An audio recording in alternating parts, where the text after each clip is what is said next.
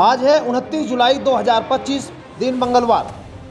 UP की सुर्खियों में आपका स्वागत है। आइए देखते हैं फटाफट अंदाज में यूपी की खबरें। उत्तर प्रदेश के किसानों के लिए बड़ी खुशखबरी, अब गांव में ही सस्ते दामों पर खाद, बीज और कीटनाशक आसानी से मिलेंगे। सरकार ने प्राथमिक कृषि ऋण समितियों पैक्स की क्रेडिट सीमा 10 लाख से बढ़ाकर 15 लाख रुपए करने का प्रस्ताव तैयार किया है। इस पर मुख्यमंत्री योगी आदित्यनाथ की मंजूरी जल्द मिल सकती है।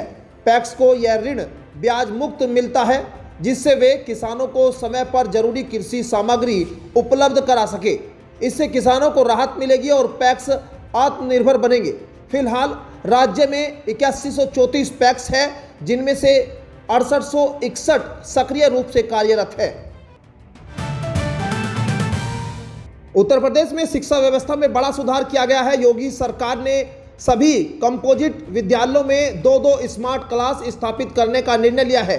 अगस्त तक सभी स्कूलों में smart TV, wifi, power backup और डिजिटल लर्निंग सुविधाएं शुरू हो जाएगी। प्रत्येक स्मार्ट क्लास 3.10 लाख और एक विद्यालय पर 6.20 लाख की लागत आंकी गई है। साथ ही 39 जिलों में मुख्यमंत्री कंपोजिट विद्यालयों का निर्माण कार्य शुरू हो चुका है, जिसमें प्री प्राइमरी से 12वीं तक की पढ़ाई एक ही परिसर में होगी। इससे लाखों छात्र डिजिटल शिक्षा से लाभान्वित होंगे। उत्तर प्रदेश में ड्रोन के गैरकानूनी इस्तेमाल पर डीजीपी राजीव कृष्ण ने सख्त रुख अपनाया है। उन्होंने कहा कि अफवाह फैलाने या रेड जोन में निजी ड्रोन उड़ाने वालों पर कड़ी कार्रवाई की जाएगी। ड्रोन नीति को लेकर लोगों को जागरूक किया जा रहा है। उन्होंने केंद्र सरकार को पत्र लिखकर सख्ती की मांग भी की है। यूपीएसआईएफएस में डीजीपी ने साइबर अपराध पर विशेष परीक्षण की शुरुआत की और बताया कि साइबर क्राइम पारंपरिक अपराधों से अधिक हो गया है। वहीं अवैध मतांतरण और बाराबंकी में करंट से मौत की घटनाओं पर भी सख्त जांच की बात कही है।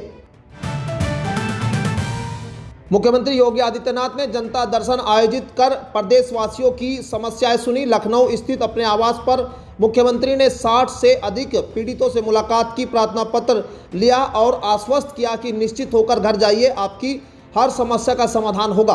पुलिस, स्वास्थ्य, शिक्षा, आवास व रोजगार से जुड़े मामलों पर तुरंत कार्रवाई के निर्देश दिए गए। योगी ने बच्चों को टॉफी दी, दुलार किया और पढ़ाई की जानकारी ली। उन्होंने कहा कि खुशहाल उत्तर प्रदेश बनाना सरकार की प्राथमिकता है और हर पीड़ित को न्याय दिलाने का प्रयास जारी रहेगा। उत्तर प्रदेश में 29.5 लाख बीमित श्रमिकों के लिए राहत भरी खबर है। ईएसआई अस्पतालों में डॉक्टरों और स्टाफ की संख्या बढ़ाई जाएगी। अत्याधुनिक ओपीडी और स्वास्थ्य शिविर लगेंगे।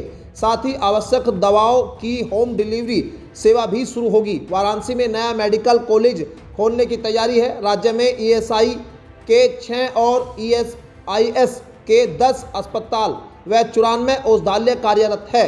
अब इन सभी केंद्रों पर चिकित्सा सुविधाएं, उपकरण, स्टाफ और बुनियादी ढांचा आधुनिक बना जाएगा। यह कदम श्रमिकों को बेहतर और गुणवत्तापूर्ण स्वास्थ्य सेवाएं सरकारी स्तर पर उपलब्ध कराने की दिशा में अहम साबित होगा। उत्तर प्रदेश में हार्ट अटैक मरीजों के लिए 108 एम्बुलेंस सेवा को और सशक्त बनाया गया है। अब स्टेमी केयर नेटवर्क के तहत मरीजों को प्राथमिक उपचार के बाद सीधे उच्च स्तरीय चिकित्सा केंद्र भेजा जाएगा। जिलों की सीमाएं बाधा नहीं बनेगी। 20 नए जिले नेटवर्क से जुड़ेंगे और जीएसवी कानपुर, एमएलएन प्रयागराज व बीएचयू हब बनेंगे। एएलएस एम्बुलेंस की संख्या भी 375 से बढ़ाकर 500 की जाएगी। इसके लिए 7.47 करोड़ रुपए जारी किए गए हैं। इन एम्बुलेंस में जीवन रक्षक उपकरण होंगे, जिससे रास्ते में ही मरीजों की जान बचाना संभव होगा। कानपुर मंडल में 10,914 करोड़ के 1,362 विकास कार्य, झांसी चित्रकूट में 8,776 करोड़ के 1,088 प्रोजेक्ट। मुख्यमंत्री योगी आदित्यनाथ ने कानपुर, झांसी और चित्रकूट मंडलों के विकास कार्यों की समीक्षा की है। कानपुर मंडल के 6 जिलों में 10,914 करोड़ की लागत से 1,362 परियोजनाएं और झांसी चित्रकूट में 8,776 करोड़ के 1,088 कार्य प्रस्तावित है। कानपुर नगर को सबसे अधिक 5,006 करोड़ मिले। मुख्यमंत्री ने जनप्रतिनिधियों के सुझाव को प्राथमिकता देने कार्यों में पारदर्शिता और समयबद्धता पर जोर दिया है। बुंदेलखंड क्षेत्र को विकास की सर्वोच्च प्राथमिकता दी गई है, जिससे यह प्रदेश का प्रेरणास्पद मॉडल बनेगा। उत्तर प्रदेश लोक सेवा यूपीपीएससी ने राजकीय विद्यालयों में 7466 LT ग्रेड शिक्षक पदों पर भर्ती के लिए विज्ञापन जारी कर दिया है। आवेदन प्रक्रिया 27 जुलाई से शुरू हो गई और अंतिम तिथि 28 अगस्त 2025। इनमें 4860 पद पुरुषों और 2525 पद महिलाओं के लिए है, जबकि 81 पद दिव्यांगजन सशक्तिकरण विभाग के अंतर्गत है। आवेदन से पहले वन टाइम रजिस्ट्रेशन यानी OTR अनिवार्य है। पिछली बार यह भर्ती 2018 में आई थी, जिसे लेकर अभ्यर्थी लंबे समय से इंतजार कर रहे थे।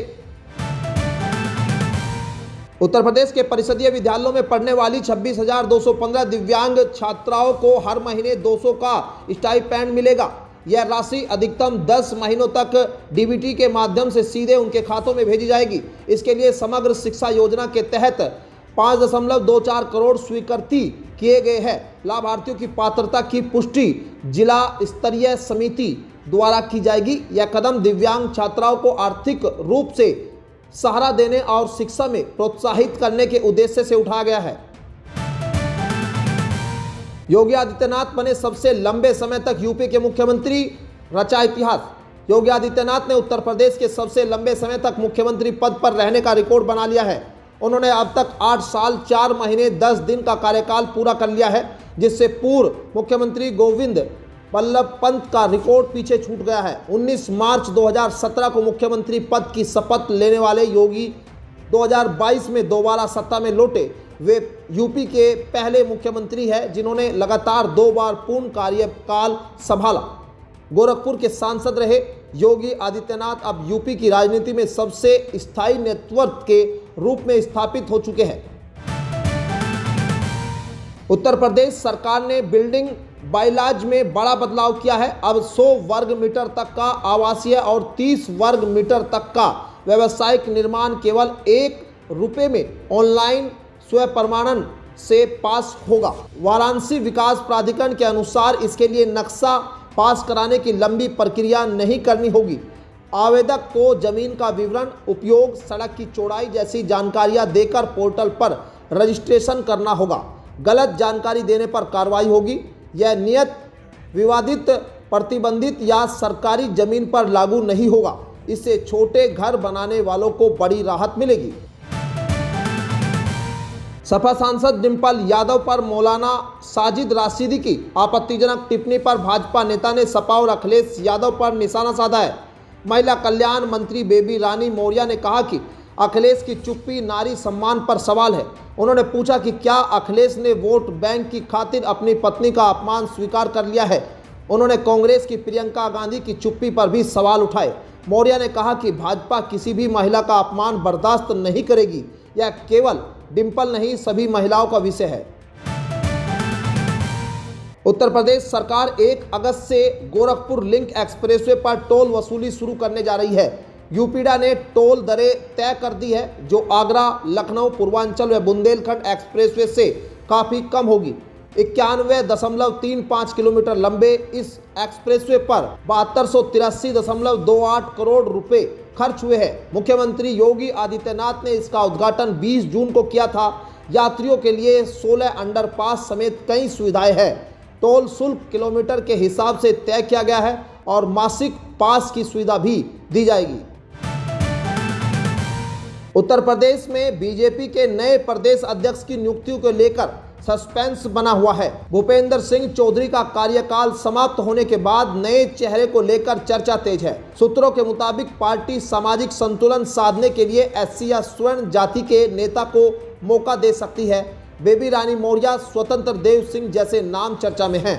2027 विधानसभा चुनाव को ध्यान में रखते हुए क्षेत्रीय और जातीय समीकरणों का संतुलन अहम माना जा रहा है। जल्द ही नए अध्यक्ष की घोषणा की उम्मीद है। उत्तर प्रदेश में 29 जुलाई को फिर मूसलाधार बारिश की चेतावनी जारी की गई है। मौसम विभाग ने सहारनपुर, शामली, मुजफ्फरनगर और बिजनौर में भारी बारिश का अलर्ट जारी किया है। साथ ही बागपत, मेरठ, मुरादाबाद, रामपुर, अलीगढ़, महामाया नगर एटा, आगरा, बरेली और काशीराम नगर में भी तेज बारिश, वज्रपात और आकाशीय बिजली गिरने की आशंका जताई गई है। प्रशासन ने लोगों को सावधानी बरतने और अनावश्यक यात्रा से बचने की सलाह दी। किसानों और आम लोगों के लिए यह मौसम विशेष सतर्कता की मांग कर रहा है। तो ये थी आज की 15 फटाफट खबरें। अगर आपको वीडियो पसंद आया तो वीडियो को लाइक, शेयर व कमेंट जरूर करें। धन्यवाद।